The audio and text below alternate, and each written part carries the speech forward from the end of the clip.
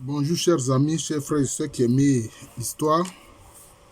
Nous allons poursuivre la série de vidéos sur l'ouvrage de M. Komena Brou-Michel intitulé Les Agnis du Bas-Bandama ou Agbenyaou de Côte d'Ivoire. Histoire d'une ethnie, d'une entité ethnique formée dans le Tibi, entre parenthèses Kavi, de 1730 à 1800.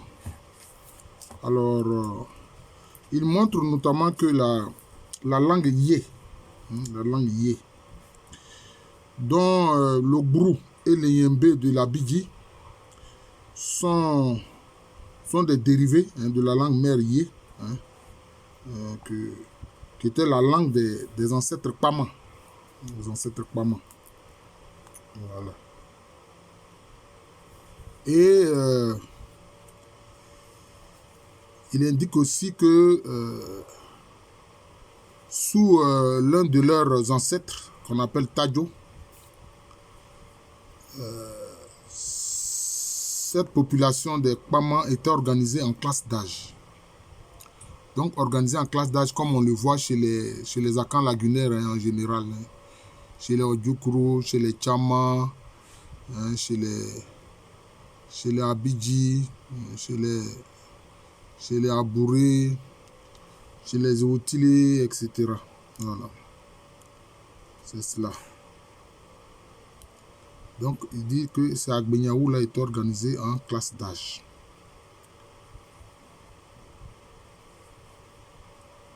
Voilà. Alors, il dit que c'était comme ça que ces populations étaient organisées jusqu'à la guerre contre le tyran Brimia Ketekou, voilà, qui est, disons, un Alangwa qui va essayer d'imposer justement sa domination dans la région. Voilà, il va essayer d'imposer sa domination dans la région. Alors, il dit que les traditionnistes Agbenyaou indiquent que le lignage aîné des Kpama est le groupe Akpo ou Akpo. Celui-ci est subdivisé en sous-lignages qui existent encore jusqu'à présent. Les sous-lignages Akpo sont les Sopo, les Djupo, les Dopo, les Akpoto, les Mpato, les Akpoa. Vous voyez toujours la racine Po là qui transparaît. Ils se sont installés dans les zones septentrionales du royaume. Quant au Pa ou Pati, ils se subdivisent en Pantran, Pamboufoué, Pati ou Beti, Akpatoué, Afriépa, Akpadi, vous voyez, Akpatoué comme c'est proche de Akpatifoué, voilà, Akpati des Baoulés. Et vivent plus au sud du royaume autour de la localité entre Kpambou, sur les bords de la rivière Dobo et non loin des Brebo, qui deviendra Savé. Le fait que les Mbato actuels de Guapo se reconnaissent Goua, dérivation diachronique de Gouan, est l'attestation que les Kpama sont un peuple d'origine Gouan, comme l'a indiqué le professeur Alou. En effet, les Mbato, ce sont les Agnis sans vie qui les ont appelés ici, ont vécu pendant longtemps aux côtés des autres Akpo dans le Tibi, sur le territoire du village actuel de Gomon, jusqu'à la dispersion des Kpama consécutive à l'avènement du tyran Brimia Ketekou vers 1790. Voilà. Akpo et Kpa vivent en paix sous la direction de Nana Tadjo, fils d'Amacha, troisième roi ou chef central de ces populations-là. Les Akpo assurent les fonctions de commandement et les Kpa, celles liées à la sécurité et à la protection du royaume. Les relations s'intensifient avec les peuples de la côte de l'Est, mais aussi avec les côtiers Godier et Avikam. Et l'espoir d'une vie paisible rêvé lors de la migration était bien possible et même réalisable. Les Kpama étaient en droit de rêver d'une vie meilleure. C'est alors que le royaume fut submergé par des hordes humaines aussi nombreuses, dit-on, que les fourmis mania. Ces hommes arrivent de l'Est. Ils s'imposent à Nana Tadjo dès le premier coup de feu.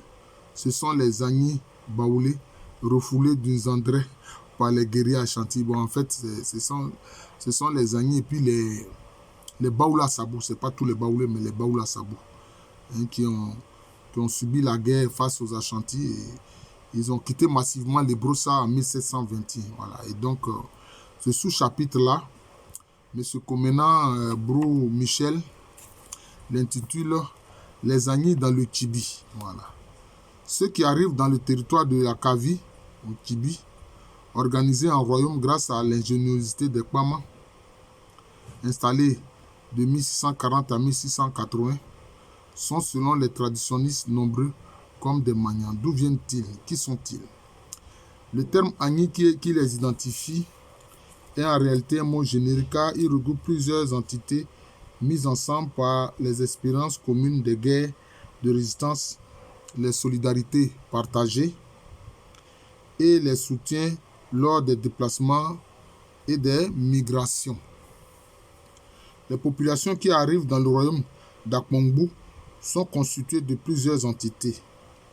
Les Dankira, les Alangwa, les Ahua, les Asabou et les Aké. Effectivement, là aussi, ce n'est pas tous les Aké. Ce sont principalement ceux qui se sont installés dans la zone d'Azopé, la zone d'Azopé, dans le Kétin. Mais aussi ceux qui sont installés aussi dans la zone d'Anyaman, dans les populations Nyan et puis aussi les Lépé. Mais par exemple, les Nkadje, ils sont d'une autre migration. Les Nkadje sont d'une autre migration. Voilà. Voilà.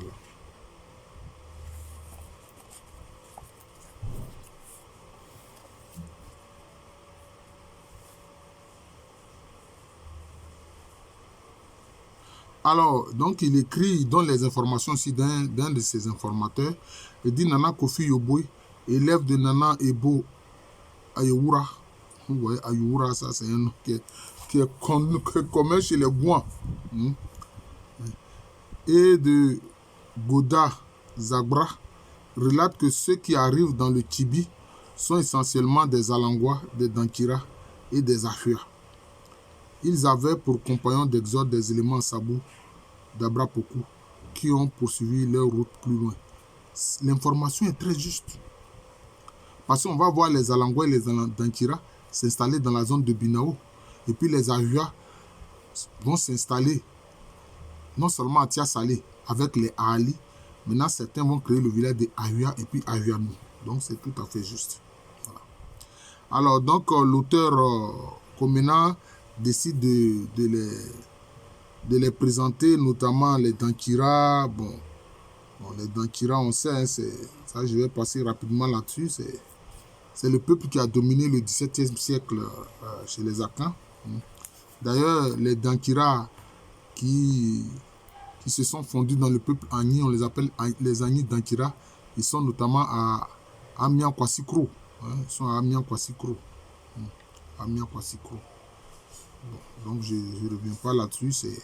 Quand ils ont perdu la guerre en 1701 face à la Confédération Ashanti, certains sont venus se réfugier dans les Brossa. D'ailleurs, ils s'étaient dispersés dans presque tout l'ensemble du Monacan.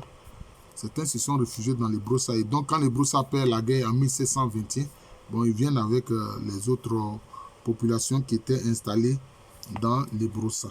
Voilà. Et justement, le surnom de Dankira, c'était Adaou. Hein? Dankira, Adaou, Dankira, Menesono. C'est-à-dire que Adaou, ça veut dire les flèches mortelles. Les flèches mortelles Dankira à valeur d'éléphant. Or, l'éléphant est le symbole de la royauté chez les Akans. Donc, si eux, ils avalent l'éléphant, vous comprenez bien, donc ils se sentent supérieurs à tous les royaumes qui ont été érigés dans l'espace Akan jusqu'à leur défaite. Voilà. C'est ce qui s'est passé. Alors, maintenant, il essaie de parler des Agni. Alors, comme je l'ai dit, les Agni, c'est vraiment l'élément noyau qui a été à la base du peuple Agni. Ce sont les Alangwa. Ce sont les Alangwa. Depuis les zones dans le Bono, hein, dans la zone du Bono, qui fait partie du Bron à Afo actuel. Hein, notamment, ils étaient à Sessi-Maï, qu'ils appellent dans les traditions Sessi-Mango, c'était dans le Bono, mais qui, après la défaite du Bono face à la Chantilly en 1722, cette zone fait partie maintenant du royaume qu'on appelle Nkoranza. Voilà, c'est partie du royaume qu'on appelle Nkoranza. Alors, donc, les Alangois, ils se sont installés aussi le long du fleuve Offin, où ils en ont été chassés par les Dankira quand le Dankira a commencé à s'étendre. Et puis maintenant, après, les Alangois sont venus sur les terres à Manfi, où ils ont été confrontés aussi aux fondateurs du royaume Wassa, qui ensuite vont créer le Wassa Féassé. Et c'est ainsi que finalement, ils vont arriver dans les Brossa. Voilà. Et dans les Brossa, toutes sortes de populations seront accueillies par Nana Asma, qui a été en fait le troisième roi des Agni. Et il a été précédé d'abord par le premier qui est Nana Ebi, dont le trône se trouve à Ndolikro. Nana Ebi Bia ou Nanimbi Bia. Et puis après Nana Ebi, il y a eu Nana Amo Wandawanda, qui lui a régné quand les Agni étaient justement sur les terres à Manfi. Et puis maintenant, le troisième successeur, le troisième roi, c'est Ano Asma, qui les amène dans ce qui va être les Brossa, où il va s'imposer d'ailleurs aux Sohié et aux Anabula. Voilà. Et puis maintenant, toutes sortes de groupes. Puis il va accueillir des peuples venus d'un peu partout du monde à Caen. Voilà. Il va accueillir toutes sortes de populations, des Ashanti, des Dankira, des Achem, des Sahi, etc. Voilà. Alors, bon, il fait un retour sur... bon, ça, je ne vais pas insister là-dessus. Agnoa, bon, ça concerne justement certains ancêtres Akans qui ont séjourné dans le désert, dans le désert. Et justement, la famille royale d'Ano Asma, les Alangois, en fait, ils sont aussi Oyokofwe. D'ailleurs, la famille Alangwa, c'est cette famille-là qui est appelée Oyoko chez les Ashanti. Voilà. Et puis certains spécifiquement, les Brafais, vont être à l'origine de la création du royaume du sans-vie. En fait, ils avaient été chargés de trouver une zone de repli. Voilà. Donc, c'est cela. Donc, il parle un peu de tous ces groupes-là qui vont arriver dans l'espace où était le peuple Kpama, et avec toutes ces articulations qui ont d'abord créé un premier royaume. Voilà. Alors, je vais donc, comme j'ai dit là, j'ai fait le résumé de tout ce qu'il a repris ici. Alors, maintenant, il parle de la vague venue du sud. Il dit, elle est conduite par Nana Adjiri, d'origine Alangwa. Cette vague regroupait des Alangwa, des Dankira, des Ahua, des Ali, des Asabo. Ouais, c'est ce que j'ai dit. D'ailleurs, les Ali se sont intégrés aussi bien à l'ensemble Agni qu'à l'ensemble Baoulé. Voilà. Il y a des Ali de Brobo qui sont Baoulé. Il y a les Ali de Tiemilikro qui sont Agni. Voilà. Voilà. D'ailleurs, il indique ici des Alangwa se sont installés aussi à Souba. Bon, je ne reviens pas sur ces aspects-là. Alors, il dit parmi les communautés qui se retrouvaient à Yebouenou ou Mbobassou vers 1725 sur les terres de l'actuel Rubino, les Alangwa étaient les plus nombreux. Mais ce fut aussi à Yebouenou que la majorité des Alangwa, à la suite du décès de leur chef Nana Songbo. En fait, cette fraction d'Alangwa va prendre le nom des Sandane. C'est pas Nana Songbo, mais c'est Nana Sangba. Vous voyez, mais là, bon, Songbon, Sangba, ça se ressemble. Et c'est comme ça qu'ils vont créer justement le sous-groupe Sandane dans le Moronou. Voilà.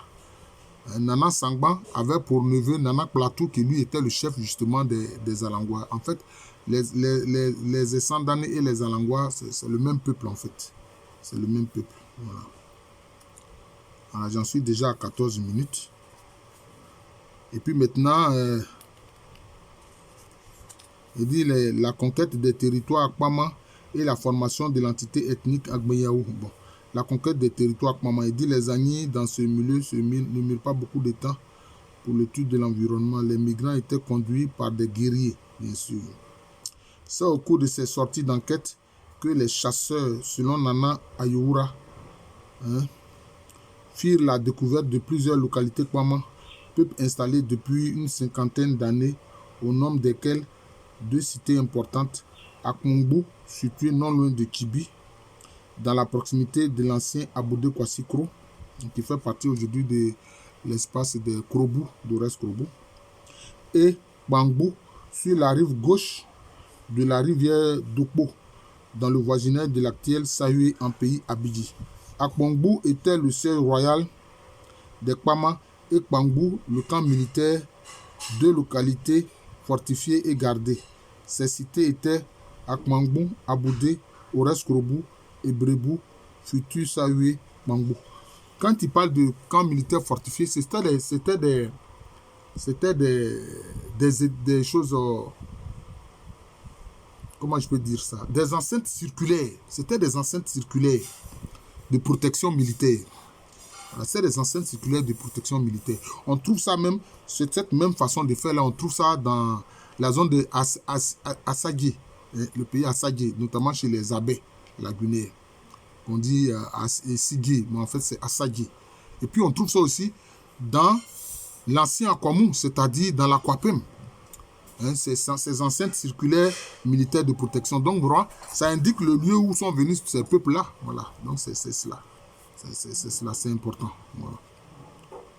Il dit Nana Amacha Tadjo, roi de Kwama, demanda la paix et reconnut l'autorité de Nana Ehui Kadjo, chef des migrants Agni. Bon. Dès lors, les Agni se distribuaient dans tout le royaume fondé par les Kwama en 1680. Les nouveaux maîtres des lieux ne supprimèrent pas l'organisation sociale des Kwama. Leur roi fut maintenu dans ses fonctions, mais il devint vassal du roi Ehui Kadjo, roi Agni d'origine d'Anchira. Bon. De 1725 jusqu'à 1790, les Agni et les Kwama, grâce à l'intelligence d'Ehui Kadjo et d'Amacha Tadjo, puis de leurs successeurs, construisit une société de paix et de tranquillité faite de brassage et d'alliances matrimoniales. Cette société féconda une nouvelle entité ethnique appelée Agmunyaou ou Agni du Bas-Bandama, fruit d'un métissage réussi. Voilà. Donc, vous voyez, c'est intéressant. Il montre comment les Kpama et tous ces groupes qui sont issus de cette migration au XVIIe siècle vont avoir des brassages avec les Agni qui, eux, quittent les Broussas en 1721. Voilà. Donc, c'est comme si ce brassage donne un peuple nouveau qui va appeler Agmunyaou. Voilà. Maintenant, semble-t-il, c'est cette construction qui, semble-t-il, va être rompue par Brimia Ketekou. Va être rompue par Brimia Ketekou. Alors, nous allons continuer de présenter l'ouvrage. Oh, j'en suis déjà à 18 minutes. Alors, il écrit un sous-chapitre, les éléments constitutifs de la nouvelle entité formée dans le Tibi, entre parenthèses Kavi. De 1730 à 1790, les Akans et les Kwama, ceux-là, ils étaient d'origine Gouan, créent une nation nouvelle avec une culture et un mode social spécifique reconnaissable entre tous et bien vivant de nos jours. L'adoption des lignages Kwama. Quand vers 1730, les Agni conquièrent le Tibi, ils maintiennent en place les institutions sociales des Kwama, notamment les lignages et sous-lignages. Par stratégie et craignant sans doute une poursuite des Ashantis, ils abandonnent leurs affiliés, c'est-à-dire leur lignage, pour se fondre dans les lignages et les sous-lignages des Kwama. Ainsi, les Adao d'Ankira de Nana Ehui Kadjo, plus connus sous le nom de Mian Kadjo, s'allient au Akpo et intègrent leur lignage et sous-lignage et adoptent les dénominations Djikpo, Dokpo et Akpoto. Je vais expliquer. Bon, il y a eu un autre Mian Kadjo qui lui a créé à Bangourou, ce n'est pas la même personne. Alors, en fait, ça veut dire quoi? Chez les Akans, en général, il y avait les 7 matriclans qui ont des noms différents selon les différents groupes ethniques. Donc, quand ils voient que, en fait, quelle que soit la dénomination différente, que, en fait, c'est le même matriclan, ils se mettent ensemble. Ils se mettent ensemble. Je vais prendre un exemple pour illustrer ce que je dis. Par exemple, chez les Nzema, il y a un matriclan qui a pour symbole le chien et le feu. On l'appelle Ndouafou. Ce matriclan chez les Abourés est appelé Asokopoué. Et il est appelé... ça a différents noms. à Sokopoy chez les Abourés de Mossou. Hein. Il est appelé, notamment chez les Aladiens, il est appelé au coin Nantou. Alors quand c'est comme ça, ils se mettent ensemble parce qu'ils estiment qu'ils ont les mêmes ancêtres lointains. Je crois que c'est ce qui s'est passé ici entre justement ces éléments d'origine d'Ankira et puis les Kpama, hein, et puis ils adoptent justement les noms de ces matriclans-là. On dit de leur côté, les Alangois, sous l'autorité de Nana Agiri, Salio Akpatoué, et se fondent dans leur lignage et sous-lignage. Les Alangois et leurs compagnons Ahua, Asabou et Ayali deviennent des Akpatoué et prennent le nom des lignages suivants. Pati, Akpadi, Aflepa. Une partie des Ahua intègre le clan Orodé des Krobou sous l'appellation Lodé ou Lobou. Par exemple, le clan Ahua, c'est le clan qui a pour symbole le chien et le feu. Vous voyez, voilà. Donc c'est cela. Et ils intègrent le clan Orodé. Parce que sans doute, ils ont les mêmes ancêtres lointains. Voilà. Il se produit donc dans le Kébi un bouleversement dans l'organisation sociale originale des Akans du fait de leur contact avec des peuples nouveaux. Dans le Bas-Bandama, les Akans abandonnent la société fondée sur la bousson. En fait, ce n'est pas qu'ils abandonnent, non. Mais ce sont des matriclans ou des matrilignage. Par exemple, ce matriclan qui est appelé Ahua chez les Agni est appelé Adjuana Abradi chez les Ashanti. Hein? C'est comme ça. C'est comme ça. Il est appelé Adjuana Abradi chez les Ashanti. Voilà, donc c'est comme ça. Et il est appelé Nanafoué chez les Baoulés. Mais ces clans-là deviennent tellement importants que ça donne des peuples entiers. Par exemple, les Alangwa chez les Agni, c'est ce clan que les Ashanti appellent Oyoko et que les Nzima appellent Alangwa. Voilà, donc c'est comme ça. Donc je vais m'arrêter là. On va poursuivre cela. Je vais m'arrêter là. Voilà. Peut-être que je vais intituler ce sous-chapitre-là rencontre entre les Kwama et puis les Agni. La migration et la migration Agni, Asabou, Baoulé, Asabou. Voilà. Je vous remercie. Donc, je présentais un pan de la thèse de l'ouvrage de M. Komena Brou Michel, Les Agnis du Bas-Bandama ou Agbenyaou de Côte d'Ivoire. Voilà. Je vous remercie. Je suis le professeur Alou Kwame René, professeur titulaire d'histoire à l'université Félix Houphouët-Boigny, université qui est à Abidjan. C'est dans le quartier de Cocody, c'est en Côte d'Ivoire, un pays situé en Afrique de l'Ouest.